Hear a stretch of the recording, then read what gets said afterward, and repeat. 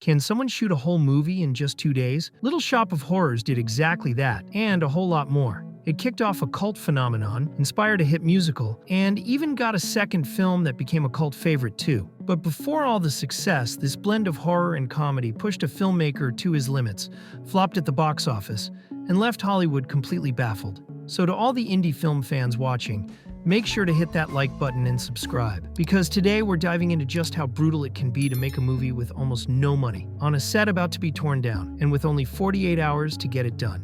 Before we get lost in the wild story of this cult classic, we need to start with the man who planted the seed, director Roger Corman. By the late 50s, he had already become the face of low-budget filmmaking. Horror, sci-fi, westerns, motorcycle movies. You name it, he made it. His budgets were laughably small. The monsters often looked ridiculous, but he knew how to stretch every dollar and keep audiences hooked. That's how he churned out movies that made money fast, riding the wave of double features and the booming drive-in circuit across America. At his core, Corman was a risk-taker. And in 1959, he switched things up with A Bucket of Blood, a dark comedy about a failed sculptor who suddenly makes it big by killing people and turning their bodies into art. Corman already had a rep for working fast, but this time he outdid himself. 5 shooting days, 50 grand, done. The movie wasn't just a box office hit, it actually scored rave reviews, something totally new for Corman. That's when it clicked. He could do another one, push the premise even further, and run an even tighter production. And the spark for that idea came from a chance encounter. In December 1959, Corman showed up at his office at Producer's Studio, an indie company in Hollywood. On his way in, he ran into the studio manager, who looked stressed. When Corman asked what was going on, the guy explained he had to tear down a huge set nobody ever rented. That's when Corman had an epiphany. He told him to hold it for his next movie. The manager agreed, didn't even charge him, but asked what exactly Corman planned to shoot there. Truth was, he had no clue. What he did know was that he'd need the set for 5 days, 3 for rehearsals and 2 for filming. Corman had always been good at recycling sets from other productions, and this one had just fallen into his lap. The manager said fine, but warned him to move fast. The set was scheduled for demolition at the end of the month. Walking back to his office, Corman realized what he'd just said. 2 shooting days. Remember, A Bucket of Blood had taken him 5. He didn't know anyone who'd ever made a feature in just 2 days, at least not in the studio system. But instead of panicking, he took it as a challenge. Now all he needed was a team willing to jump into the madness with him.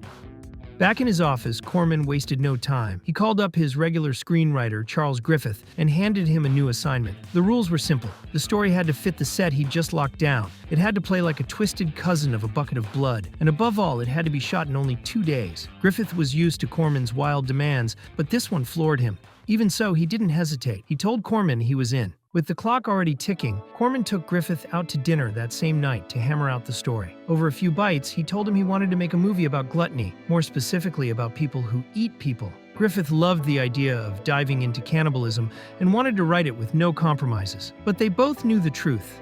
Hollywood was still under the Haze Code, that old self-censorship system that kept a tight leash on anything too shocking, even in cheap B-movies. So they kept brainstorming, trying to find a loophole, until the solution finally clicked. It wouldn't be about humans eating humans. The star would be a plant. Griffith was sold and said he'd have a draft ready in a few days. Corman cut him off. He needed it the next morning. Production had to kick off immediately. Griffith gulped, but he was a trooper and trusted his friend. He spent the entire night inventing characters, sketching scenes, and stitching it all together into something that worked. By the time the sun came up, Griffith had a full script ready. The lead was Seymour, a young clerk at a beat-up flower shop in a dying neighborhood. He's in love with his coworker Audrey, but stuck under his boss, the arrogant Mr. Muchnick. His life takes a turn when he mixes a handful of seeds and ends up with a bizarre plant that craves blood to survive. Instead of panicking, Seymour names it Audrey Jr. and starts feeding it with his own blood. The plant grows fast and even starts talking, demanding more. To keep it alive, Seymour begins taking out lowlifes and shady characters from the neighborhood. Audrey Jr. quickly becomes the star attraction of the shop, but the price to pay is ugly. In the end, Seymour is the only one who can put a stop to it. Griffith first called the script The Passionate People Eater, but later changed it to The Little Shop of Horrors. He knew it was rushed, packed with recycled gags and ideas from his earlier work. But Corman didn't care. It was exactly what he wanted, and more importantly, it meant he could finally kick off pre-production, set up the shoot under his own company, the Film Group, which meant no outside suits telling him what he could or couldn't do. Like always, he raised the cash through pre-sales. His movies were a sure thing at drive-ins and indie theaters. The owners of those venues didn't blink at how crazy the script sounded. They knew anything with Corman's name would make money. Still, this time he only pulled together $27,000, a budget even tighter than what he was used to. Corman believed in the project 100%, and that energy spread through the crew. Determined to match, or even beat, the success of A Bucket of Blood, he first offered the role of Seymour to that film's star, Dick Miller. Miller was his favorite actor, a pro at low-budget shoots, and he loved working with Corman, but the idea of finishing a feature in just 2 days made him hesitate.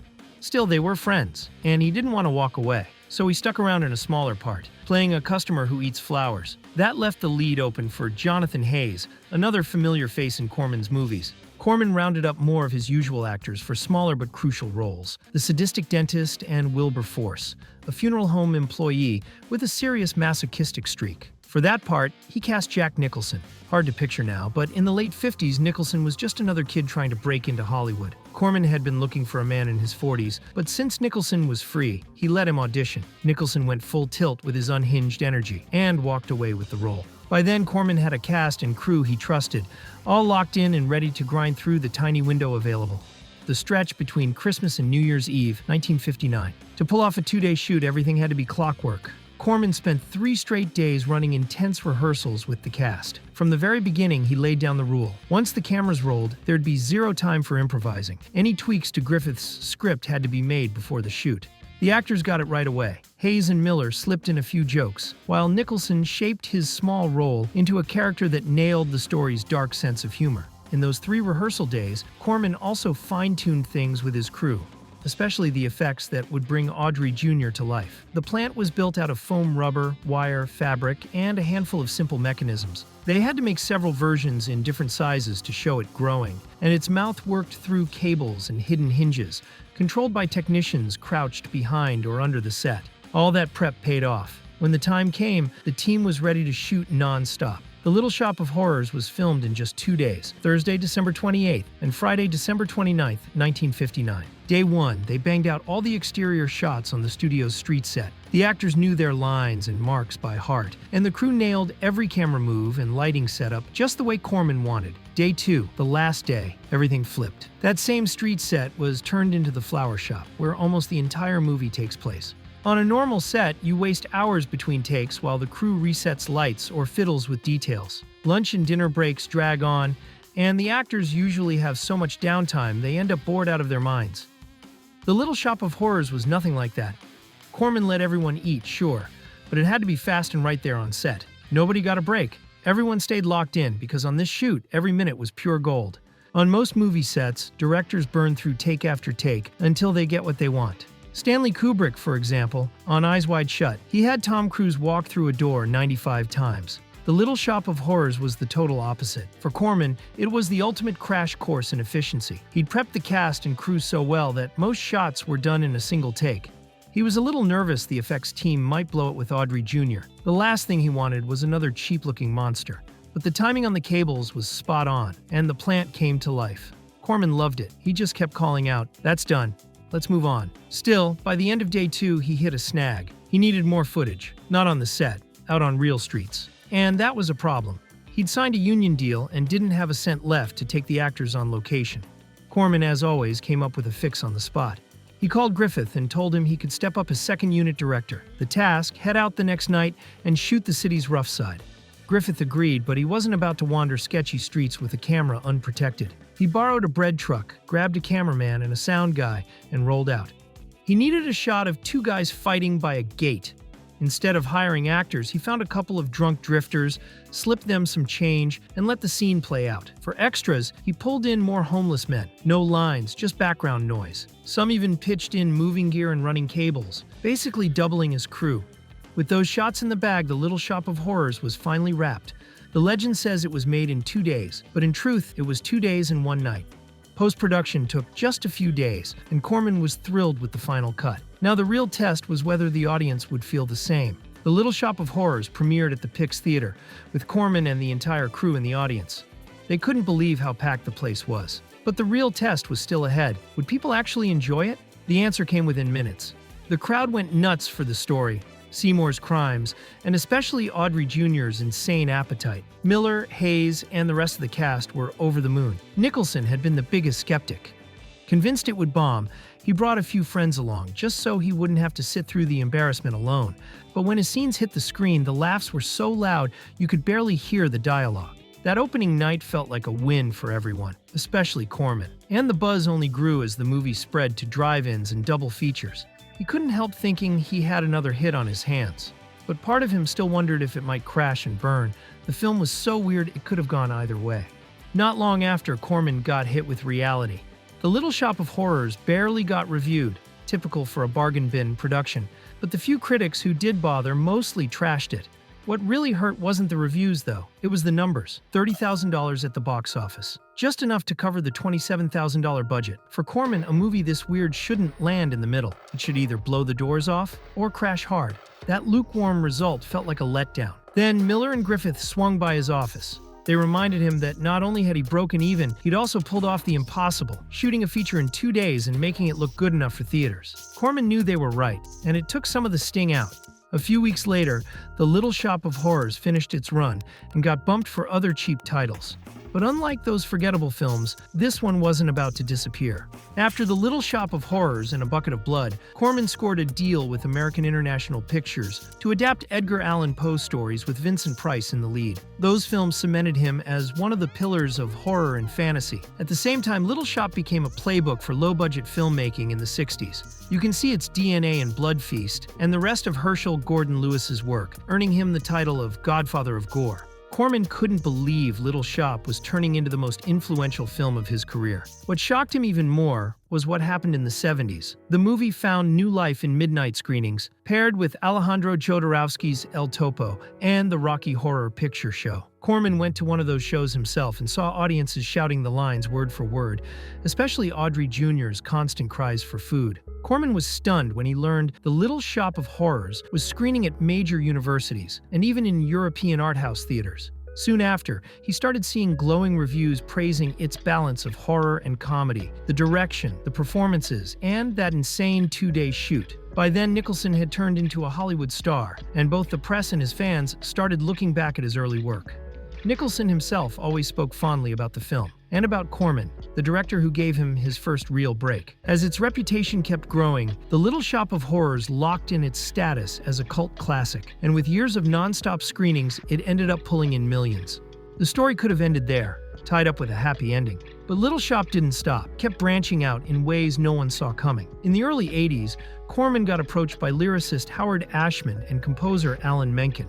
They were so taken with The Little Shop of Horrors that they wanted to reimagine it as a stage musical, off-Broadway, away from the big New York productions. At first, Corman figured it would never work on stage. But Ashman and Menken's energy was contagious, and in true Corman fashion, he gave them the green light. Just like he'd done so many times with up-and-coming actors and directors. He cut the deal through his agent, but didn't ask for big royalties. Ashman and Menken kept the heart of the story, but gave it a serious makeover, with big musical numbers to match. Seymour got more depth. The plant was renamed Audrey 2, and this time it wasn't just strange, it was alien. The ending also flipped. In the movie, Seymour climbs into the monster's mouth to kill it from the inside, and both die. In the musical, Audrey the Hen swallows Seymour whole and goes on to conquer the world. Little Shop of Horrors the musical premiered on May 6, 1982, and instantly pulled in a brand new generation of fans. Critics lost their minds, it racked up awards, and before long it had broken out of off-Broadway and landed in cities like London. Even Corman was blown away. He admitted it nailed the spirit and energy of the original, with songs that made the story even bigger. His only regret? Not cutting himself a better deal. It didn't take long for Hollywood to bite, and it wasn't some indie outfit. It was David Geffen, the record mogul, breaking into film with Warner Brothers. He was ready to pour $30 million into Little Shop of Horrors, turning it into a full-on Hollywood blockbuster, the priciest movie Warner had ever made at that point. Corman's eyes lit up. He immediately called his agent to renegotiate the deal he'd signed with Ashman and Menken. This time he wanted cash up front and a share of the profits for himself and Griffith. Geffen agreed, and the project was officially underway. To take the musical to the screen, Warner brought back Ashman and Menken and put Frank Oz in the director's chair. He already knew his way around puppets thanks to The Muppet Show. With a budget that size, the movie pulled in big names like Steve Martin and Bill Murray. who took on a role similar to the one Nicholson had years earlier. Oz, Ashman, and Menken wanted the film to feel fun, fresh, and showcase the wildest version of Audrey II ever seen. But this was Hollywood, and test screenings killed their original plan. The stage ending, where Seymour and Audrey get eaten, bombed with audiences. Nobody wanted that. So Oz had to shoot a new, happier finale where the couple defeats the plant. Still, he managed to sneak in one last shot, a baby Audrey II sprouting in a garden, hinting the nightmare wasn't really over. The 1986 Little Shop of Horrors remake landed solid reviews from critics, but audiences just didn't show up. It grossed $54 million, far short of what Geffen and Warner had banked on. Even Corman wasn't sold. He felt the film ditched the countercultural bite of the original, just to play it safe for mainstream crowds. But like Corman's version, the remake eventually found its footing as a cult hit. Home video gave it new life, and for years it was talked about even more than the original. It even spun off into a Saturday morning cartoon simply called Little Shop. This time Seymour was a teenager hanging out with the plant, renamed Junior, who talked like a suburban kid. The show only lasted one season, 13 episodes in 1991, but it's still considered canon and built a loyal fan base of its own. Over the years, Little Shop of Horrors kept spreading through pop culture. The 1960 film became the ultimate example of how far you can go with no budget but tons of ideas. The stage musical is still running around the world, winning over new fans every night. And the movie musical lives on too. Its wild visuals and unforgettable songs sparking parodies, tributes, and endless homages. It also launched Ashman and Menken straight to Disney, where they scored classics like Beauty and the Beast. And it all started with Roger Corman. He passed in 2024, but his vision and work ethic, pushing forward even under impossible conditions, never stopped earning him respect. Proof of that came in 2010, when he got an honorary Oscar. In the audience, clapping hard, was Jack Nicholson, forever grateful to the director who gave him his first shot. Little Shop of Horrors was born from an abandoned set and turned into a race against the clock. It became the ultimate test for a daring director with a crew just as fearless. What started as a disappointment grew into cult devotion, critical respect, and new versions that took on a life of their own. It launched fresh talent, reshaped low-budget filmmaking, and proved something bigger. From the underground corners of cinema, a story can sprout that's just as outrageous, irresistible, and hungry as a giant killer plant.